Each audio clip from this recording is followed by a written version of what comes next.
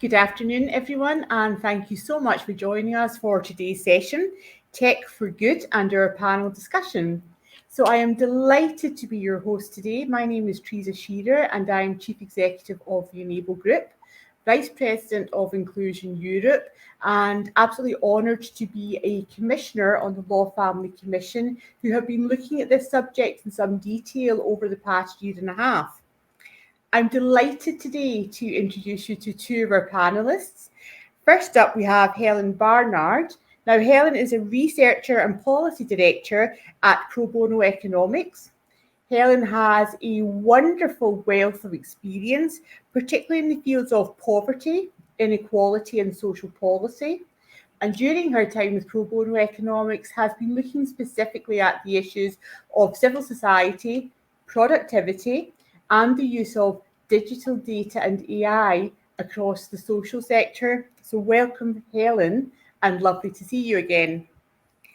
Next up, we have Steph Wright. Now, many of you on this session will be aware of Steph Wright. She is famous or infamous in her own right here in Scotland. And Steph is currently the head of Scottish AI Alliance at the Data Lab Innovation Centre. She is a data scientist, enthusiast, as well as by training. And Steph has been working closely with Scottish Government on the implementation of Scotland's AI strategy. So we're really looking forward to hearing from Steph, particularly around those issues impacting AI as they link to diversity, equity, and inclusion. So welcome both Steph and Helen, and thank you for agreeing to be here with us today. So, without further ado, our first question for both our panellists today. We have been looking at the role of the tech sector in civil society, and particularly in the post-pandemic period. One of the quotes that really interests me actually comes from a mutual colleague of Helen and I, Andy Haldane, who has just finished up with the Levelling Up Task Force at UK government level. And Andy talked in 2019 that some have suggested the charity sector is lagging behind private companies, technology-wise, potentially for up to as much as 5 years. There are a range of excellent examples of technology reshaping the charitable sector in many ways and civil society for good. But we remain behind most of the private sector. Helen, in 2022, is that still the case? Well, so I think we have definitely seen through the pandemic an acceleration of the digital adoption in the sector.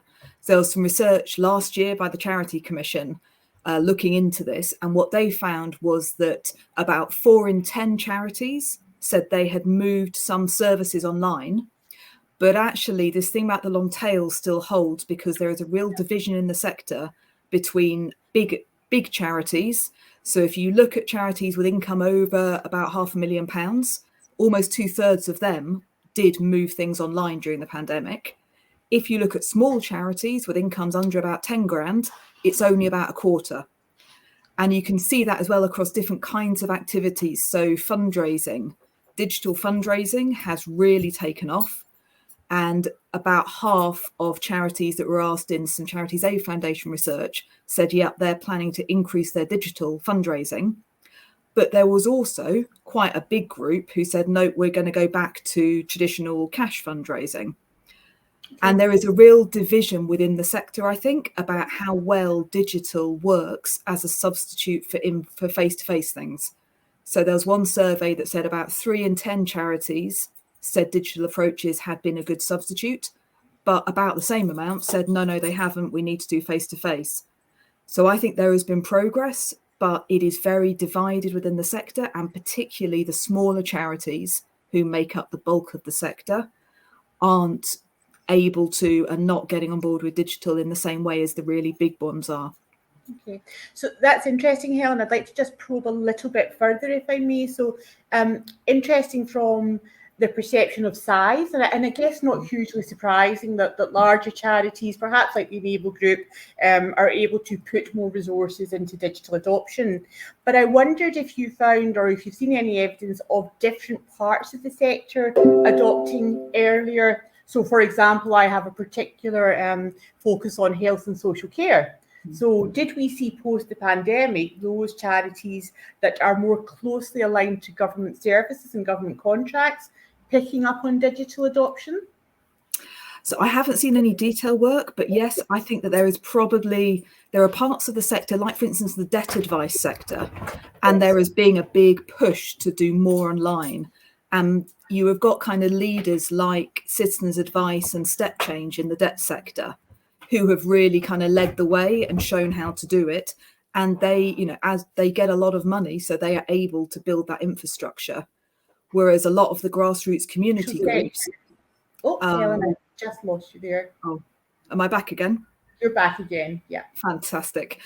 So a lot of those kind of smaller grassroots groups who are not in regulated sectors, so don't have the regulator, and also don't have those big organizations that are building infrastructure, they, I think, are, quite far behind in many ways.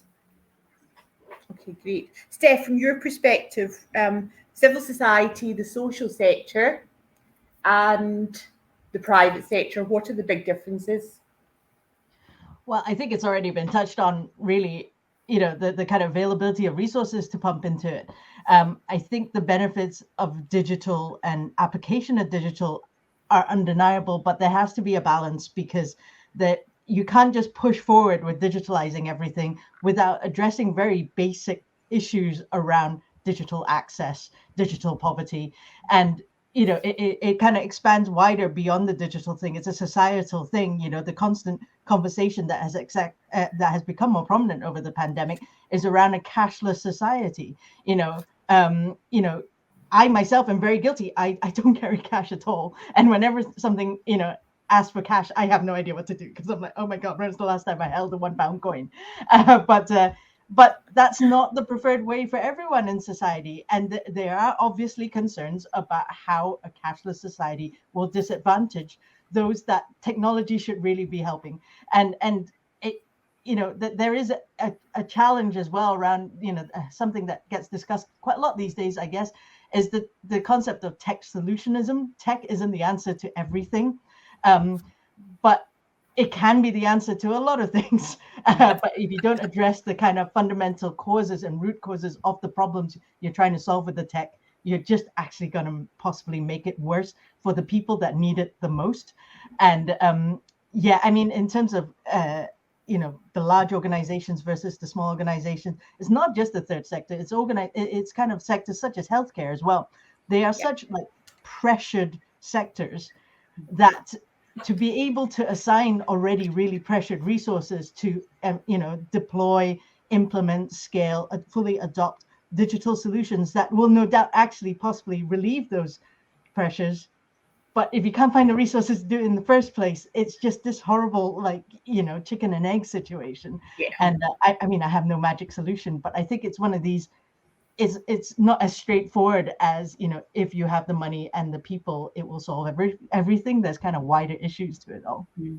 I think, there's also a cultural issue in the sector about the way funding works, that you hear a lot in the public and also in politicians, the idea that charitable money should always go to the front line. And there is a real, charities are almost guilt tripped into not spending money on increasing their own capabilities and capacity. And you see that with pressure on staff. You see people who are absolutely stretched to the limit. And you see that they then don't feel able to put money into things like exploring a digital solution, because they will be viewed as that's not frontline services, so that's not a good use of charitable money.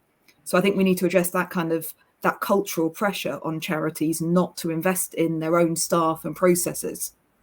So that's a great point, Helen, but can I challenge it a little bit? Because there is another side to that coin, which is, if I look at Scotland wide, and then we can amplify that across the UK, but 48,000 charities, if all of them were to individually invest in digital, invest in technology, not only would we have a duplication of resources, but we would have 48,000 different versions of what digital and tech looks like. So is there a role, Steph and Helen, for government, for that sector, to help corral some of the charity sector and to support with funding that not only helps reach the outcomes, but actually stops some of that duplication?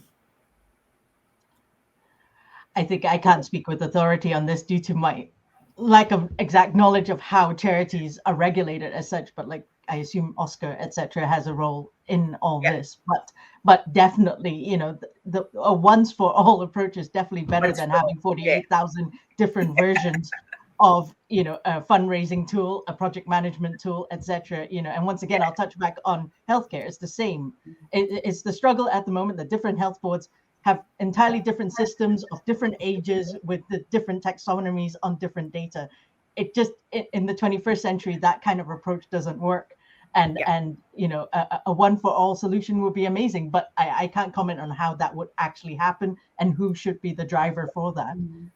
Yeah. So I think there's probably two slightly different things. So creating the tools and the data structures and so on, I think that would really benefit from government, from local authorities, and also from funders and the charity commissions doing that. But actually, it's also the skills. So I think the thing that you do need to do in every charity is to skill up volunteers and staff. And that's something that a lot of charities struggle to do. I think there is an issue, I think, within the charitable sector that people are not always that aware of what each other are doing. So you get these kind of pockets of innovation, but because we don't have, in business, they call it the diffusion architecture, don't they? Yeah. So because we don't have an infrastructure which spreads good ideas and spreads the kind of skilling people up to do them, you tend to find it's very much kind of people do what they do, and they're not even aware necessarily that somebody on the other side of the country has discovered a better way that could free up their time. So I think we also think about, you know, that structural side of things. Could that not be a symptom of how the landscape has been built, though? Because ultimately, you know, the third sector are all competing for the same funding sources as well. And absolutely, we're in danger of moving into the whole pro bono argument here, and I'm keen to pull it back a little bit. But I would urge people to have a look at the work of pro bono economics exactly on those points that Helen and Steph have talked about. But Steph, I want to come to you, if I may, just on an issue that I was talking to recently to some MBA students around AI and technology, global students, a global cohort, specifically on the issues of equity and trust in equity in AI. And of course, we'll all be familiar with Cristina Criado Perez's book, Invisible Women, but those issues are across many different groups of society. And I wanted to hear from you firstly, if I may, then I'll come to Helen on what should we be thinking about as civil society in terms of that issue of equity and the potential imbalance and inbuilt prejudice in AI. And for someone like me and for chief execs of civil society across the country, where technology isn't our foundation, isn't our funnel of expertise, what are your thoughts on that, Steph? Yeah, sure. I mean, it's not a small question. But before we proceed, I just want to clarify: I'm not a data scientist, so I don't want to pretend that I am one. But yeah, no. I mean, we actually had a panel session at our recent AI summit around this. How can we make AI inclusive? And ultimately, at the end of the day, it'd be nice if we didn't have to have these conversations. You know, that we didn't have to have these conversations about technology, AI, data being inclusive, because they should be by design inclusive and trustworthy and ethical. But unfortunately, that's not the way it is at the moment. And, you know, the uncomfortable truth is that a lot of AI technologies has been developed by white males, young white males. And right there are three characteristics that is not representative of everyone. And these are the demographics behind those developing these technologies that are meant for everyone. But how can you create something for everyone when you don't have any representation from everyone? And something I said recently at an event with Code Clan, at a very basic level, there is, you know, in terms of the delivery, development of a particular product, be it AI, be it data, be it just a technology product, digital product, have a look around the table of who's making the decisions, who is doing the coding, who's doing the development. If you all look the same, maybe that should click something like, maybe this is not it. Unless you are definitely just creating something for young white males that will never impact any other possible group. And ultimately, technologies like AI have great potential to benefit all parts of society, but at the same time, it is the most marginalized, sections of society that could be most negatively impacted. And another book to really mention to everyone, as well as Caroline Criado Perez's book, which is amazing, is also The Atlas of AI from Kate Crawford recently. And it's really about talking about, it's a really fantastic perspective on AI. And so that you don't just see AI as like, say, Alexa, kind of, because behind it is an entire ecosystem of power imbalance, of discrimination, of exploitation, etc. And it's kind of about, let's just shift the story, right? Let's get the more we talk about it, it's great. The actual implementation is obviously very hard, and there's many movements trying to do this, but it's about who holds the power, and if you hold the power, can you make sure that there's diversity within who is involved, and make sure you test your data. AI can't function without data, and if the data is biased, the AI thing you create is going to be biased, whether it's intentional or not. And you need to make sure that the excuse of, oh, I didn't mean that, it's not good enough. It doesn't fly, right? Because, there are plenty of things out there, kind of impact assessments, toolkits, everything. You can't, the excuse of, oh, I didn't think that this could disadvantage, half of the population, like Invisible Women has just full of case studies of that, right? Why women, get more seriously hurt in car crashes, because your standard dummy, the default human is male, according to all this product design, and around the pharmaceutical industry, how they develop drugs and only really look at responses in men, even though it's scientifically proven that women absorb medication differently, but that's not accounted for in drugs development because it's too hard, and or it's too much of an effort to involve more. And cases like Face ID reportedly not working well in China because obviously their data set probably didn't involve lots of Chinese people, or automatic hand dryers that don't work if you have darker skin tone, because they didn't think of that, or even on a very, very basic level, like Apple, creating the health app but not having period tracking. It's just like, hello, 50% of the population. And if you actually had someone, of a group other than your default norm of young white male involved, some of these things will hopefully be addressed. Another thing I kind of mentioned that's from another book I read, about the development of Twitter, that the way Twitter has been designed is, it disproportionately affects women. It opens up women and people of marginalized groups to be harassed, abused, etc. But when it was first originally brought up with the Twitter founders, it didn't occur to them because they were for white men. It is not their lived experience that this is how they experience the internet. And it took a while before they started addressing that. And it's just making sure that you have a diversity and lived experience in the development of any product that is to, that affects more than just one particular group. And I find it hard to believe that there are any products that only affect one very specific group. Yeah. Helen, we pride ourselves in the sector of being inclusive, of ED&I being in our DNA, not just in our mission statements. But how can we as charity leaders, social sector leaders, actually try and get some influence into that sphere that Steph is talking about? Mm-hmm. What are the routes to influence that we can use so that the data is not flawed, the data isn't biased? What are your thoughts on that? So I think this is actually a really big challenge for the sector, because one of the big roles for the sector has always been holding people to account for their impact on the groups we represent, which generally are these marginalized groups.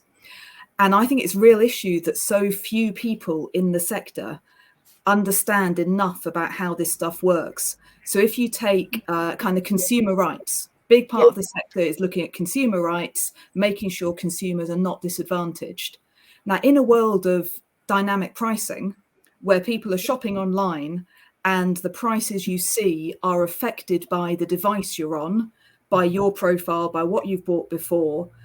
How do we need as a sector to skill up to be able to first of all track it? We need to be able to make it visible. So there's been, some big cases like in America, there was one case I saw where research exposed the fact that I think it was young black men were being shown adverts for bail bondsmen and high cost credit, and white middle class people were not seeing those adverts.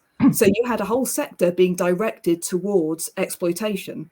There was a big thing with as Amazon, it was back in 2016, they introduced a new service. And when they finally did research on it, it turned out they missed out all the black neighborhoods because they had used a kind of way of targeting, which hadn't taken account. So there were all these, and I think what makes it so difficult is that these things are now invisible. So when, if you are refused service in a shop because you're black or gay, that you can see that, that's happening. You have no idea that you're not being shown the same price or the same deal as someone else. So I think one of the reasons the sector needs to skill up is we need to become effective champions for people in an online space, which currently I think we don't understand well enough. And I think regulators as well. Regulators need to step up and be, I learned a new phrase, it won't be new to you guys, regulatory sandboxes. Oh, yes. Yeah. So I learned this quite recently. So the idea you have an environment in which a regulator gets people to try out algorithms and sees whether it disadvantages different groups. Now, we as a sector, we need to be demanding that this stuff happens because that's how we're going to protect people we care about. We need to be well enough informed to make those demands and hold people to account. And I think we are in the foothills of being able to do that at the moment. Okay, great, Helen, thank you. And I'll come back to regulatory sandboxing and the closing remarks. A really good point I hadn't thought of in terms of this particular context. My final question for both of you then is, we've got lots of great ideas, lots of great reading, lots of ways to upskill as civil society. But then, Helen, perhaps we have to coalesce as a sector and work in partnership with big tech. Now, working in partnership with big tech is tough, even as chief executive of a fairly large organisation that's supporting thousands of people and very embedded in government contracts and service provision. We find that difficult. So I'll come to you first, Helen, and then Steph, perhaps. How can the social sector work better in partnership with big tech? How do we get that better so that it's more productive and effective, not just for our organisations, but for society as a whole? I think a lot of it actually does come back to skills and therefore to partnerships. So, if we want to have more partnerships with big tech, in order to understand what kind of conversations we should have, what are the risks, what are the implications of what we're being told, you need people in the room who genuinely understand it. And a lot of charities won't have that. So I think it is about skilling up, but also, in a sense, helping each other out. That's what we're supposed to be good at as a sector. Identifying who is it within our sector that does have these kinds of skills and almost pooling knowledge so that we can kind of have proper conversations and manage the risk of, I don't know, is it a phrase, tech washing, like greenwashing, like anything else? But it's now. You heard it here first. If we're having these, we want to have those partnerships, but we need to understand the risks, and the same as any other corporate partnership. Yeah. And so you've got to have people in the room who can have an informed conversation, which I suspect a lot of current charity leaders would struggle to do. Yeah. It's a great point, and one that I think, from my experience, we have recently taken on board the ex-head of Microsoft Scotland to be our CIO, which is marvellous, but for 2-3 days a week. So, it's that we're dipping our toe. We understand we have to do more of that work, but we also understand that those partnerships have to be led by people who understand digital tech, not just at a systems level, but at a global level. So I think a really good point in case. Steph, your experience of working with big tech, how do we as civil society do that better? Well, I've got two perspectives here. From the AI strategy perspective, not specifically big tech, but we are committed as a strategy to engage with the third sector as well, and civil society organizations. We have a big commitment around engagement on AI, and it's something we're working on. We're developing various tools and toolkits, etc., to on that basis. With my Data Lab hat on, Data Lab is Scotland's Innovation Centre for Data and AI, and it provides a lot of training opportunities. There is a free online course that used to be called Driving Value from Data, then it became Data for Business Leaders, but I'm pretty sure it's going back to Driving Value from Data. And this course is kind of for leaders in organizations to really understand data and the potential that it could bring to your organization. And I think these kind of like resources is to make sure that people know it's there and that they can access it, and it's free. You know, and then we've worked in the past with third sector organizations to create executive education opportunities for them. For example, we've done it with CCPS and a few specific charitable organizations. So there is stuff out there. But like you said, I couldn't believe it when you said 48,000 charities in Scotland. Is that, oh, wow? So, you know, I don't think I really appreciated the scale of that. And so I think there needs to be some way that they could all be reached instead of, you know, reaching some that have a higher profile, that are more advanced, etc. Because ultimately the same ones will always get left behind if that's the approach. And I like I said, I don't have the answer, but I'm really keen to, you know, work with people to find out how we can do that. But yeah, I mean, there's no easy way, but ultimately, you know, expanding to the population as a whole and not just charitable sector is that, you know, with the aim of AI strategy, we're really keen to, it's not about educating people about AI and data. It's about enabling people to get the knowledge should they want, that it's there if they want, so that they can have a kind of informed and critical view on things, that they can understand, you know, when, for example, if they didn't get a job because there was an algorithm that did some processing, that they understand when to question that, you know, to hold organizations to account. And it's something we're discussing at the strategy as well. We're doing a lot of work around ethics and regulation, but we're also talking about, you know, could there be potentially a kind of method of recourse for the public should, you know, an AI algorithm negatively impact their lives? Because ultimately, if we want Scotland to be, you know, a developer and adopter of trustworthy, ethical, and inclusive AI, we have to build the infrastructure to allow for that. But recognizing that a lot of the AI that people use in their everyday lives falls out with Scotland's scope and jurisdiction. Yes. But if we have an informed population and all the supporting resources and infrastructure to help the population navigate what is essentially something that is moving so fast that, you know, right now we're at risk of leaving a large section of the population behind, is to make sure that, you know, we kind of try and catch everyone up, make sure that everyone comes along on the AI journey and kind of realize the benefits it could have on your life, because it could, you know, but I'm not saying it's the answer, but also appreciating it's not the answer to everything. It's not the answer to everything, but it's certainly, yes, I think, Steph, what we're hearing both from you and from Helen is it creates opportunities, and really it's up to us to grasp those opportunities. And so in terms of closing remarks, thank you both for your time today. It has been a really insightful session, and I've certainly learned a lot.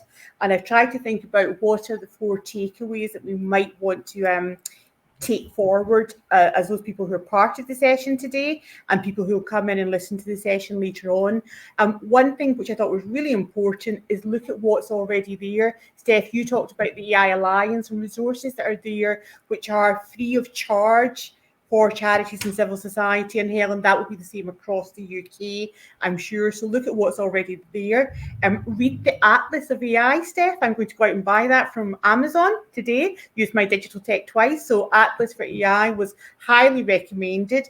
Helen, I loved your idea about regulatory sandboxing when it comes to digital tech and AI. And that's something that I'll certainly take away. And hopefully we can have a chat about how we might do that offline. And finally, look at the work of Helen and her colleagues in the Law Family Commission with Pro Bono Economics, where they really do a deep dive into some of the challenges around AI tech and civil society. So thank you everyone for being part of this session today, and particular thanks to Steph and to Helen for your time. It is always very appreciated from our sector. Thank you. Thank you. Thanks for having me. Thanks very much. Bye-bye. Bye.